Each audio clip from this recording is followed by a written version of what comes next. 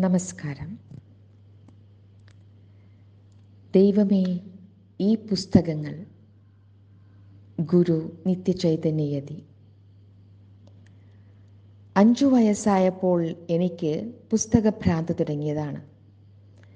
ആദ്യമൊക്കെ കയ്യിൽ കിട്ടിയതെല്ലാം പെറുക്കി മേശപ്പുറത്ത് കുത്തനെ നിർത്തി അതിനെ ഞാൻ ഓമനിച്ച് ഹോം ലൈബ്രറി എന്ന് വിളിച്ചു. വലിയ ഗുണമുള്ള പുസ്തകങ്ങളൊന്നും ആയിരുന്നില്ല അവ. ശീലാവതിയും ഭീമൻ കഥയും ഒക്കെ ആയിരുന്നു അവയിലുണ്ടായിരുന്നത്. അന്ന് തിരുവിതാംകൂറിലെ അരച്ചക്രം മുതൽ ഒരു പണം വരെ കൊടുത്താൽ ചന്തയിൽ നിന്ന് പുസ്തകം വാങ്ങാമായിരുന്നു. ഉണക്കമീനും ഉണക്കപ്പയറും വാങ്ങാൻ പോയിരുന്ന കുറുമ്പക്കുറത്തിയും മേച്ചിയമ്മയും ഒക്കെയായിരുന്നു പുസ്തകങ്ങൾ വാങ്ങിക്കൊണ്ടു തന്നിരുന്നത്. അവർക്ക് എഴുത്തറിയാൻ പാടില്ലായിരുന്നു. കൊണ്ടുവരുന്ന പുസ്തകങ്ങളൊക്കെ വളരെ കൗതുകത്തോടെ ഞാൻ കയ്യിൽ പിടിച്ചുകൊണ്ട് നടക്കും. എനിക്കന്ന് കൂട്ടി വായിക്കാൻ അറിയാൻ പാടില്ലായിരുന്നു. അച്ഛൻ്റെ പുസ്തക അലമാരി തുറക്കാൻ അച്ഛൻ സമ്മതിക്കുകയില്ല. അത് നിറയെ തടിച്ചു കൊഴുത്ത പുസ്തകങ്ങളായിരുന്നു. ഇതെല്ലാം കൊണ്ട് എനിക്കൊരു വാശി തോന്നി. പുസ്തകങ്ങൾ നിറഞ്ഞ അലമാരികളാൽ ചൂഴപ്പെട്ടവനായി എന്നെന്നും വിരാജിക്കണം. BA ഓണേഴ്സ് പാസ്സാകുന്നതുവരെ താവളം പലയിടങ്ങളിലായിരുന്നതുകൊണ്ട് ഒരു ഡസൻ ലൈബ്രറികളെങ്കിലും ഉണ്ടാക്കുകയും ഉപേക്ഷിക്കുകയും ചെയ്യേണ്ടി വന്നു. അങ്ങനെ ഉപേക്ഷിക്കേണ്ടി വന്ന ഓരോ ലൈബ്രറിയെപ്പറ്റി വിചാരിക്കുമ്പോഴും പൂർവ്വജന്മത്തിലുണ്ടായിരുന്ന വിശ്രമത്താവളങ്ങളായിട്ടാണ് അവയൊക്കെ ഇപ്പോഴും മനസ്സിലെ വിസ്മൃതിയുടെ കുഴിമാടങ്ങളിൽ നിന്ന് എന്നെ ദയനീയമായി തുറിച്ചു നോക്കുന്നത്. ഏറ്റവും അവസാനം ഉണ്ടാക്കി ഉപേക്ഷിച്ച ലൈബ്രറി ഇപ്പോഴും ജലിയിലെ ചാണക്യപുരിയിലുള്ള ഒരു 2 നില മാളികയിൽ. എന്നോ താക്കോൽ നഷ്ടപ്പെട്ടു പോയ ഒട്ടേറെ അലമാരികളിലായിരിക്കുന്നു. ഇപ്പോഴും ഡൽഹിയിൽ പോയാൽ സർദാർ പട്ടേൽ മാർഗിൽ കൂടി യാത്ര ചെയ്യുവാൻ വ്യസനം തോന്നും. അവിടെ ഇരുന്ന് ഞാൻ എത്രയെത്ര ഗ്രന്ഥകർത്താക്കളോടാണ് സല്ലപിച്ചിട്ടുള്ളത്. നഷ്ടബോധമില്ലാതെ ജീവിക്കുവാനാണ് ആഗ്രഹമെങ്കിലും പുസ്തകം നഷ്ടപ്പെട്ടാൽ അത് പരിഹാരമില്ലാത്ത ദുഃഖമുണ്ടാക്കിക്കൊണ്ട് തന്നെയിരിക്കും. വർക്കലയിൽ ഒരു ലൈബ്രറി ഉണ്ടാക്കുവാൻ തുടങ്ങിയ ശ്രമം ഇപ്പോഴും തുടരുകയാണ്.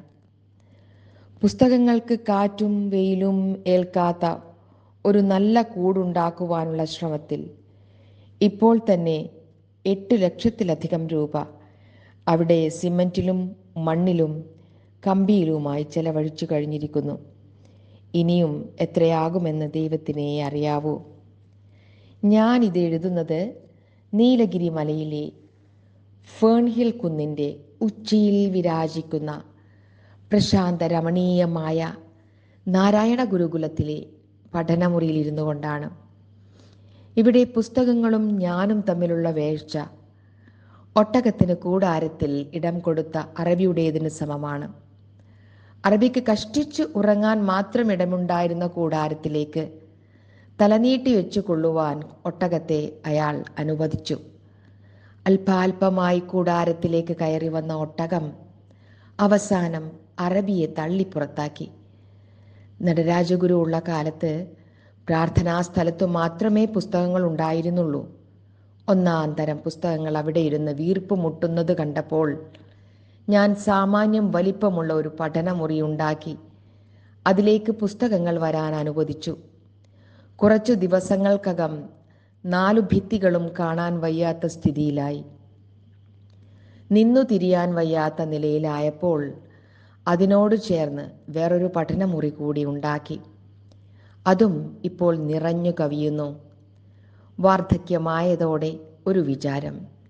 എൻ്റെ പേര് നിത്യൻ എന്നാണെങ്കിലും വാസ്തവത്തിൽ ഞാൻ അനിത്യനാണ്. അക്ഷരപൂരിതങ്ങളായിരിക്കുന്ന ഈ പുസ്തകങ്ങൾ എന്നും ജീവിക്കും. റീഗൻ്റെ അണുബോംബ് വീണാൽ ഞാനേ പൊടിഞ്ഞു പോവുകയുള്ളൂ. ഈ പുസ്തകങ്ങൾക്കൊന്നും സംഭവിക്കുകയില്ല. ഞാൻ ഊട്ടിയിൽ വെച്ചു മരിച്ചാൽ പഠനമുറിയിൽ നിന്ന് വളരെ ദൂരെ കുഴിച്ചിടരുതെന്ന് പ്രിയ സ്നേഹിതർ ജോസ് ആന്റണിയെയും വിനോദിനെയും ഞാൻ ഏർപ്പെടുത്തിയിട്ടുണ്ട്. രാത്രികാലങ്ങളിൽ ആരെയും ഭയപ്പെടുത്താതെ ലൈബ്രറിയിൽ വന്നു പോകുവാൻ ശവക്കല്ലറയിൽ നിന്ന് പഠിപ്പ് മുറിയിലേക്ക് ഒരു ചെറിയ ദ്വാരമിട്ട് വയ്ക്കുവാനും പറഞ്ഞു വച്ചിരിക്കുകയാണ്. അത്രയ്ക്ക് പ്രേമമാണ് എനിക്ക് ഈ പുസ്തകങ്ങളോട്. ഞാൻ ഈ പുസ്തകങ്ങളെ എങ്ങനെ സ്നേഹിക്കാതിരിക്കും? എൻ്റെ കണ്ണിൽ അതൊന്നും പുസ്തകമേ അല്ല. 4 വേദങ്ങളുടെയും സമാഹാരമുണ്ട്. സംസ്കൃതത്തിലും ഇംഗ്ലീഷിലും മലയാളത്തിലും. അതിൽ നിന്നും മന്ത്രങ്ങളുടെ മന്ത്രധ്വനി നിപുണ ശ്രോതാക്കൾക്ക് കേൾക്കാവുന്ന മാതിരി വരുന്നുണ്ട്. സത്യവേദ പുസ്തകത്തിലെ എസെക്കിയേലും ശലോമോനും റൂത്തും ഒക്കെ എൻ്റെ നിത്യസഹചാരികളാണ്. എൻസൈക്ലോപീഡിയ എന്ന പേരിൽ വിശ്വവിജ്ഞാനകോശം ഉണ്ടാക്കുവാൻ മനുഷ്യന് തോന്നിയത് നന്നായി. അതുതന്നെ എത്ര തരത്തിൽ. ശാസ്ത്രത്തിനൊന്ന്, പൊതുവിജ്ഞാനീയത്തിനൊന്ന്, മതത്തിനും നൈതികതയ്ക്കും ഒന്ന്, വിശ്വസാഹിത്യത്തിനൊന്ന്, വിശ്വോത്തരന്മാരായ മഹാന്മാർക്കൊന്ന്, സംഗീതത്തിനൊന്ന്, മനഃശാസ്ത്രത്തിനൊന്ന്, ദർശനങ്ങൾക്കൊന്ന്. അവയുടെ മുമ്പിലിരിക്കുമ്പോഴാണ് മനുഷ്യായുസ് കൂടിപ്പോയാൽ 80 100 മതിയെന്ന് തീരുമാനിച്ച ദൈവത്തിൻ്റെ ലുബ്ധിൽ കടുത്ത അസംതൃപ്തി തോന്നുന്നത്. അരച്ചക്രത്തിന് ഭീമൻ കഥ വാങ്ങിയപ്പോൾ തോന്നിയ സന്തോഷം ഇപ്പോൾ എത്ര വിലപ്പെട്ട പുസ്തകം കിട്ടുമ്പോഴുമില്ല. പുസ്തകത്തിൻ്റെ ഉള്ളടക്കവുമായി തട്ടിച്ചു നോക്കുമ്പോൾ അതിൻ്റെ വിലയായി കൊടുക്കുന്ന നാണയത്തിന് താങ്ക്സ് എന്ന് പറയുന്നത്രയും കൂടി വില ഇല്ലെന്ന് തോന്നിപ്പോകുന്നു. ജീവിതത്തിൻ്റെ തിളക്കം നിറഞ്ഞ എല്ലാ മണ്ഡലങ്ങളെയും നേരിൽ കാണുന്നത് പോലെ സജീവമാക്കി അവതരിപ്പിക്കുന്ന ചിത്രങ്ങൾ നിറഞ്ഞ പുസ്തകങ്ങൾ എത്ര കിട്ടിയിട്ടും മതി വരുന്നില്ല. വിശ്വോത്തരന്മാരായ ദാർശനികന്മാർ മാത്രമല്ല, ശാസ്ത്രജ്ഞന്മാരും നാടകകൃത്തുക്കളും നോവലിസ്റ്റുകളും കഥാകൃത്തുക്കളും കവികളും കവയിത്രികളും പൗരാണികരായ യക്ഷിക്കഥാ നിർമ്മാതാക്കളും കുരുവിയെ പിടിക്കാനിരിക്കുന്ന കഴിവുകളെപ്പോലെയാണ്. എഴുത്തുമേശയുടെ അടുത്ത് എഴുത്തിൽ വ്യാപൃതനായിരിക്കുന്ന എൻ്റെ കണ്ണിൽ കുരുക്കിട്ട് ശ്രദ്ധ ആകർഷിക്കുവാൻ ശ്രമിക്കുന്നത്. ഞാൻ വിക്ടർ യൂഗോ വായിച്ചു കൊണ്ടിരിക്കുകയാണെങ്കിൽ നബോക്കോവും ഇർവിംഗ്സ്റ്റോണും സൊമർസെറ്റ് മോം മുഖം ചുളിച്ച് ഞങ്ങൾ ഇവിടെയുണ്ടേ എന്ന് പറയും. എന്നാൽ അവരെ ലജ്ജിപ്പിച്ചുകൊണ്ട് ഞാൻ നേരെ പോയി ഭാഷോയെ എടുക്കും. എനിക്ക് ആ ജപ്പാൻകാരൻ മൂപ്പീന്നനെ അത്ര ഇഷ്ടമാണ്. ജപ്പാൻകാരൻ്റെ കുഞ്ഞുണ്ണി കവിത നോക്കുമ്പോൾ ചീനത്തുകാരൻ്റെ ഓർമ്മ വരും. ഈയിടെ കുറേയധികം ചീന കവിതകൾ സംഭരിച്ചിട്ടുണ്ട്. കവിത ശരിക്കും മനസ്സിനെ മയക്കുന്ന കറുപ്പാണ്. നമ്മുടെ നാട്ടിലെ കവികളുടെ എണ്ണവും കൂടി വരുന്നുണ്ട്.